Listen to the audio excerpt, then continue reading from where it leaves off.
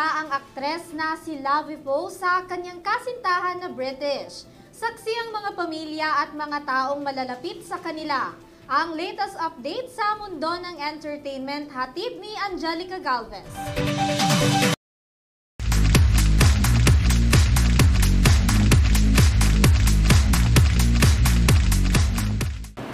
Dumako naman tayo sa mundo ng entertainment.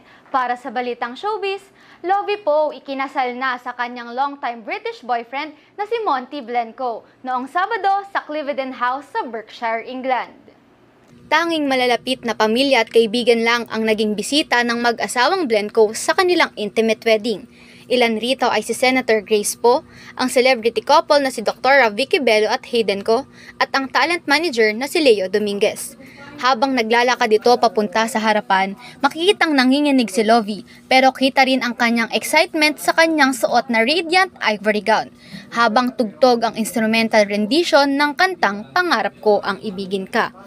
Sa unang bahagi ng buwan na ito, ipinakita ni Poe ang isang clip ng kanyang suot na singsing sa tabi ng beach habang isinawalat niya na sila ni Blencowe ay engaged na.